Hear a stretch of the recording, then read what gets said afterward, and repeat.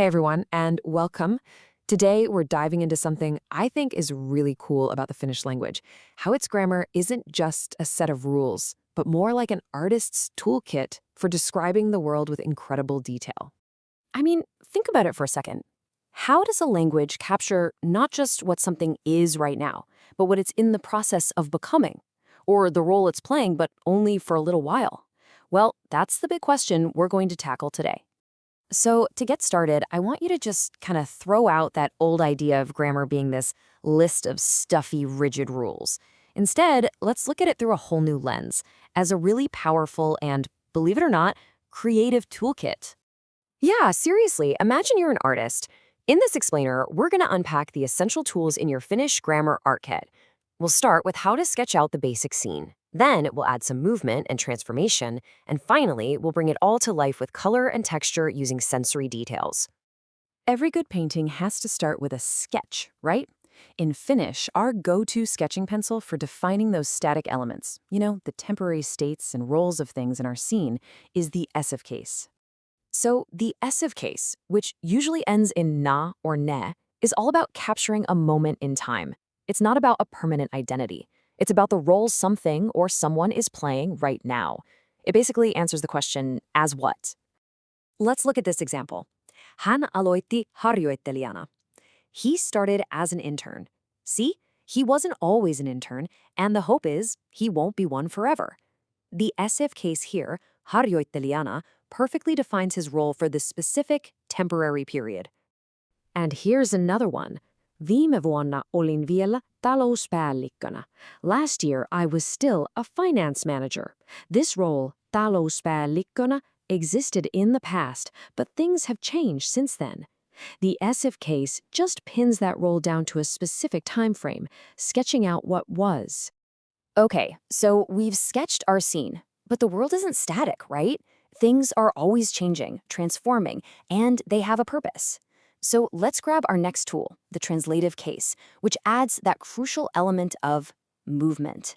The translative case, which ends in ksi, is your brush for painting change. It answers the question into what when something transforms, or for what purpose when you're explaining the reason behind an action. This is where our picture really starts to come alive. Now, check out this comparison. It makes it so clear. If someone is working as a chef, that's a temporary state. So you'd use kokina, the essive. But if they studied to become a professional chef, that's a whole transformation. The translative case, ammattikokisi, shows the journey, not just the snapshot. Let's look at another one. A dog as a puppy, pantuna, is in a temporary state. That's the essive. But if you buy that dog a toy as a gift, lahjaksi, you're describing the toy's purpose.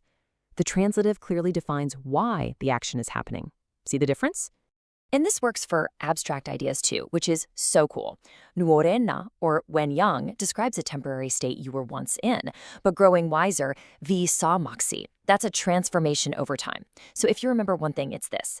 Essive is a snapshot, but translative is the arrow of time moving forward. Okay, our painting has structure, it's got movement. Now it's time for the best part. Let's add the rich, vibrant details, the color and texture, by talking about sensory experiences. Finnish has this incredibly direct and, honestly, elegant way of describing the world through the senses. Instead of saying something clunky like it has the appearance of being beautiful, you can just say it looks beautiful with one specific verb. Let's check them out. Here they are, the 5 core sensory verbs. For sight, you've got näyttää. For physical touch, it's tuntua. For smell, tuoksua. For taste, maistua. And for sound, kuulostaa. It lets you describe things so powerfully.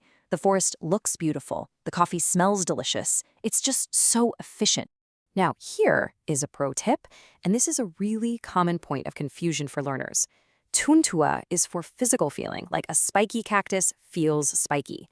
But if you're talking about an emotion, like feeling sad, you don't use a sensory verb at all. You just state it directly. Minä olen surullinen. I am sad. That is a key distinction that'll make you sound way more natural. And here's one last little tool for describing texture and state. To talk about something being in a certain state like being frozen, Finnish often uses the verb to be with the inessive case. So, the lakes are frozen becomes järvet ovat jäässä. It's just another beautifully precise way to paint a specific picture. So, we've gone through the whole toolkit, our sketching pencil, our brushes for movement, and our palette of sensory colors. Now, let's put it all together and see what our finished picture can actually look like. Now it's your turn to be the artist. I'm going to give you a few sentences with a blank space, and you just have to choose the right case, the right brush, to finish the picture. You ready? Okay, first one, olin eilen sairas. And the word is sairas, which means sick. So are we describing a temporary state or a transformation? It's a temporary state, right? So we need the essive. Sairan a. Yesterday I was sick. You got it. All right, next up. Laivan tämän kakun syntymäpäivä. And the word is syntymäpäivä, birthday. I am baking this cake. For what purpose? We're defining the reason for the action. That calls for the translative case. Syntymäpäiväksi, as a birthday cake. Perfect. And the last one, vesi kiehuu höyry. And the word is höyry, which is steam. The water boils and turns into what? That is a textbook transformation. So again, we use the translative höyryksi, into steam. See, you've totally got this. So let's do a quick recap of your new descriptive toolkit. You've got the essive case, which is your pencil for sketching the scene, defining those temporary roles and states. You've got the translative case, your brush for adding life and movement, showing change and purpose.